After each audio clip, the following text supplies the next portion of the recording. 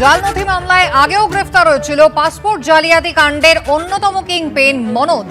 নদিয়ার গয়েশপুর থানা তাকে গ্রেফতার করেছিল, কয়েকদিন পর সে জামিন পেয়ে যায়। ক্যান্সারে নেই আর ভয়, NCRI হবে এর জয়। আপনাদের ভরসা নেতাজি সুভাষচন্দ্র বোস ক্যান্সার হসপিটাল। কথা বলবো, আমাদের প্রতিনিধি আবির দত্ত সরাসরি রয়েছেন আমাদের সঙ্গে। অর্থাৎ এই প্রথমবার নয় আবির, যাকে গ্রেফতার করা হয়েছে সেই মনোজ গুপ্ত আগেও এই একই অভিযোগে গ্রেফতার হয়েছিল। ছাড়া পাওয়ার পর তার গতিবিধির উপরে কোনো রকম নজরদারি হয়নি।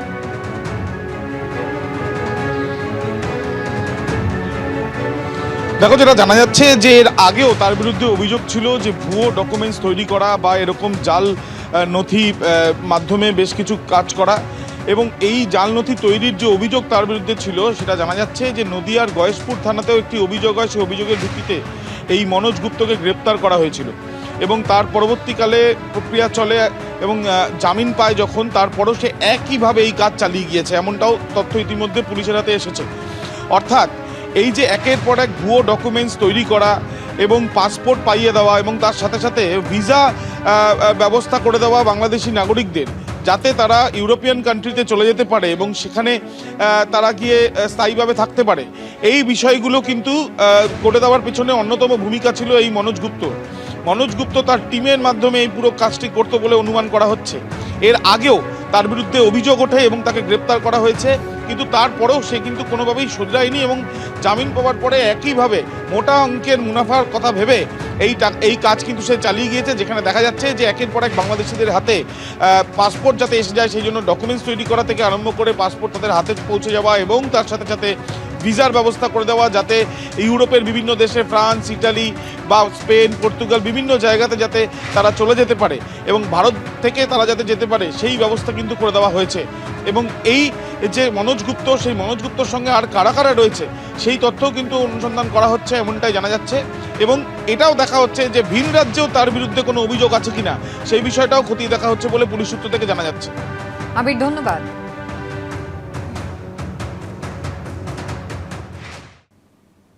জাল নোট পাচারে উঠে এলো বাংলাদেশ যোগ। সম্প্রতি এই অভিযোগে দিল্লি থেকে গ্রেফতার করা হয়েছে মালদার বাসিন্দা এক ব্যক্তিকে। ধৃতের কাছ থেকে উদ্ধার হয়েছে 95,000 টাকার নকল নোট। পুলিশ সূত্রে দাবি, এই জাল টাকা এসেছিল বাংলাদেশ থেকে। চক্রের নেপথ্যে আর কারা জড়িত খতিয়ে দেখছে পুলিশ।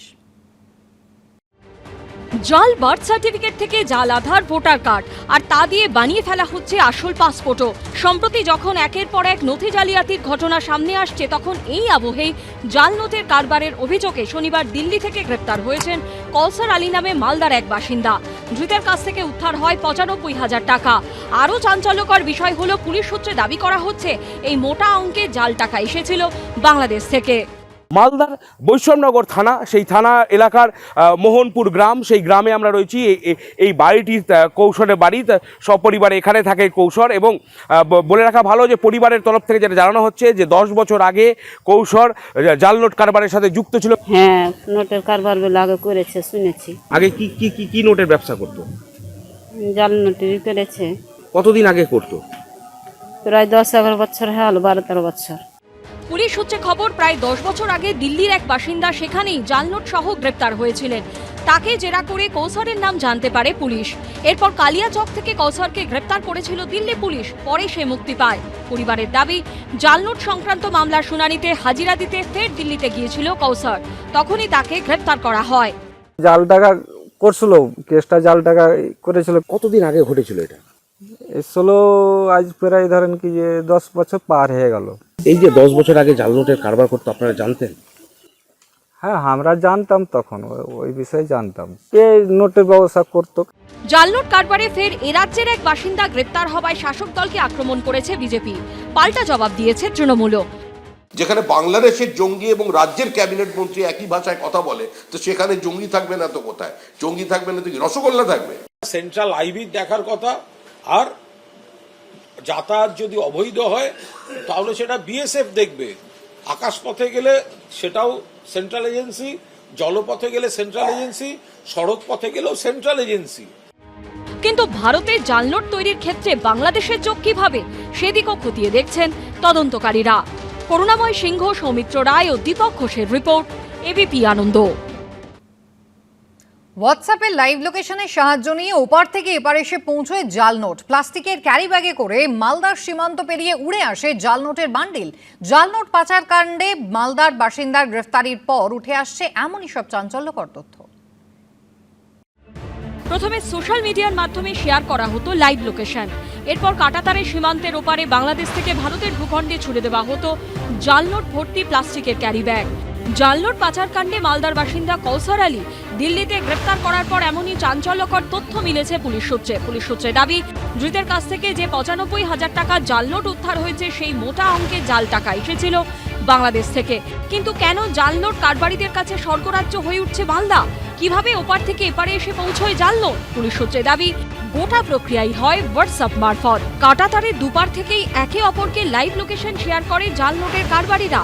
লোকেশনের কাছাকাছি জায়গায় এসে ওপার থেকে প্লাস্টিকে মুড়ে ছুঁড়ে ফেলা হয় জাল নোটের বান্ডিল। এবারে থাকা কারবারি এরপর সেই প্যাকেট সংগ্রহ করে নেয়। সোশ্যাল মিডিয়ার মাধ্যমে লোকেশন ট্র্যাক করা এবং তারপর সীমান্তের ওপার থেকে প্লাস্টিকের ব্যাগ ভর্তি টাকা অর্থাৎ জাল নোট ফেলে দেওয়া হয় ভারতীয় ভূখণ্ডে মালদার বৈশ্যনগর সীমান্ত যেখানে আমরা দাঁড়িয়ে রয়েছি, সেই সীমান্ত মূলত ব্যবহার করা হয়, যেখানে কাঁটাতার রয়েছে সেই সীমান্তকেই ব্যবহার করা হয় জাল নোট পাচারের ক্ষেত্রে। এপারে যারা এজেন্ট রয়েছেন তারা সেই ব্যাগ সংগ্রহ করে নিয়ে যান এবং মালদা থেকে দেশের বিভিন্ন প্রান্তে এই জাল নোট ছড়িয়ে পড়ে। বাংলাদেশ বর্ডার কত দূরে আপনাদের এখান থেকে? বাংলাদেশ বর্ডার এখান থেকে দেখতে পাওয়া যাবে, এখান থেকে 3 কিলোমিটার হবে। এখন আসছে কি করে এটা তো আমি বলতে পারছি না, কি করে আসছে জাল নোটটা? এখন তো তার ভাড়া দেওয়া আছে, তার মধ্যেও কি করে জাল নোটটা আসছে? জাল নথি দিয়ে আসল পাসপোর্ট বানানোর চক্র নিয়ে একেই ঘুম উড়েছে প্রশাসনের। এর উপর জাল নোটের সমস্যাও আরও বেশি করে মাথাচাড়া দেওয়ায় আরও জটিল হচ্ছে সীমান্ত সমস্যা। করুণাময় সিংহের রিপোর্ট, এবিপি আনন্দ, মালদা।